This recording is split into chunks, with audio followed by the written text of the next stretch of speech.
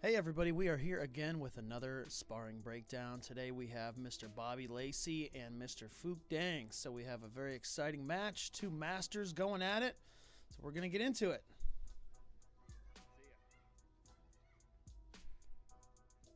So first, if you don't know these two, obviously Mr. Dang is a little shorter than Mr. Lacy. So anytime you are significantly bigger or smaller than somebody, there are different things that you want to make sure that you take into account as you spar that person. You can't spar everybody the same, especially if there's a significant height difference, which means there's going to be a large reach difference as well. So let me back up, and I want to talk about the footwork a lot with this match as I get into it here. So as Mr. Dang goes to attack here, the distance they have between them is very important. As somebody smaller, you want to make sure that you stay outside of your partner's reach, or you stay inside where they are able to kick, because those two distances are going to make the taller person have to move, or they're just going to be very uncomfortable, which gives the shorter person the advantage.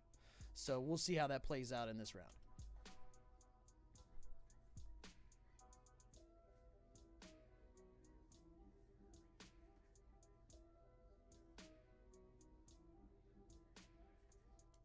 So you notice Mr. Lacy's kept his left leg in front the whole time, and Mr. Dang has switched his feet quite a bit.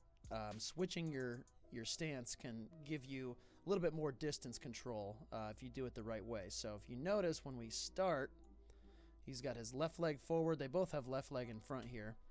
And then as we go on, he does a rear leg kick, and now he's right foot forward. I'm talking about Mr. Dang here in the black. So as they go on, he switches his feet again. So all he does to avoid that kick is he switches his stance. So this foot here really hasn't moved. It's right on the seam of these mats. Okay, so let's go back just a minute.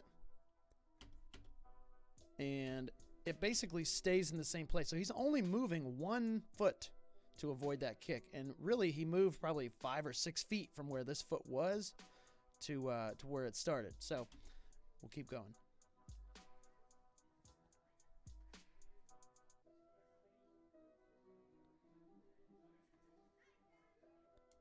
So right there, Mr. Dang stood his ground, right? So Mr. Lacy was anticipating he was going to scoot back, I'm sure. So he scooted in for that side kick or round kick, whatever it was.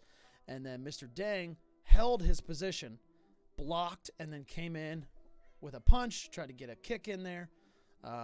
Kick didn't quite land, but that's how you want to play it. Again, you want to be inside their range significantly, or outside the range. Okay, so why did that jump spin kick work? Let's go back here. So Mr. Dang tries to close the distance, and Mr. Lacy times it up pretty well. I think if Mr. Dang here pivoted and he twisted his hips a little bit into the block and really blocked like the hamstring of his left leg, right here, I think he could have blocked it. But because he went straight in, the kick kind of comes over his shoulder. He would have had to almost do a high block to kind of stop that, and that's tough. So good kick to the head there.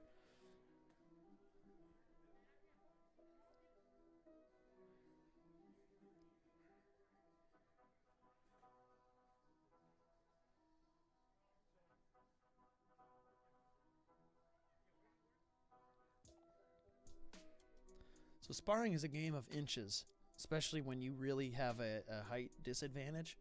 So it seems like they're walking around a lot here, but really what they're doing is they're trying to pace out their partner's steps to where they can be just close enough that they can throw some kick and be able to land it. High rank sparring is, like I said, it's a game of inches. You just know how far you're able to kick. And if your partner is within that range for a split second, that's when you want to throw that kick. So what they're doing is slowly getting into a different position.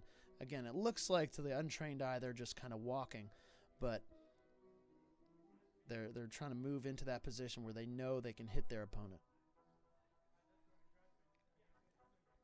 Okay, now I would have liked to see him throw some type of kick there. You're burning a lot of energy on 3 or 4 fakes. You know, 1, 2, 3. Fourth is actually a kick, but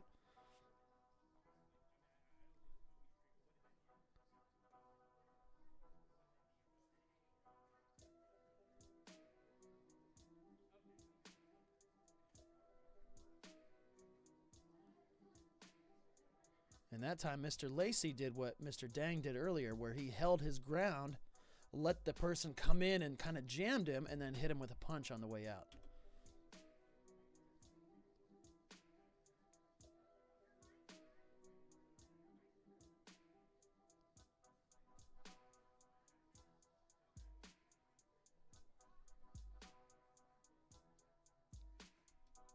Okay, so let's go through what Mr. Lacy just did. So he switches his feet here. So what that is doing is kind of giving a false sense of how far away your partner is from you. So if you're not used to this, and he does this really well because he almost fakes a hook kick, it looks like. I think Mr. Dang kind of bites to his left, and then Mr. Lacy hits him to the other side of his head. So what you're doing, though, with your footwork is you're switching your feet. So now when he pushes off this base leg, his right foot, he will be able to get a lot more reach and be able to hit Mr. Dang even if he scoots back. So the confusing part, or the deceiving part, is Mr. Lacy's body, his upper body, torso, is not any closer to Mr. Dang than he was before he switched his feet. But when he goes to push off, all of a sudden he's really close and he's going to hit you with that kick. So we'll go back and watch his body here. His body doesn't move. His body's in the same place, but now he's switched his feet, and this leg, when it goes to kick, he's very much in his range, and he hits him with a round kick. Almost could kick him with his shin. He's so close. Mr. Dang, again, I think tried to jam it, but just the footwork gave him the advantage here. So even if he scooted back another maybe foot, Mr. Lacy could still hit him because he did that footwork so well.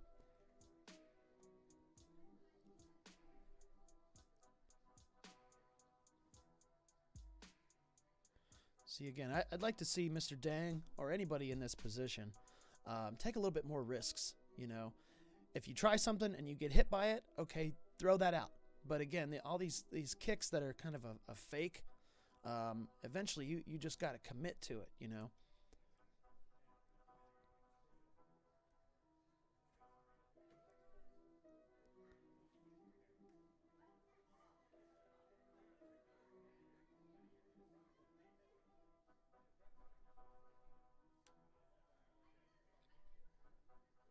Okay, that's the end of the round there. So if we go back to the end of this here,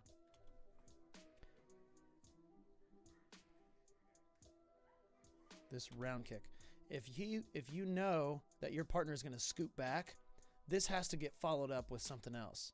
So Mr. Dang, what he has to do is close a lot of distance to get inside and hit Mr. Lacy here.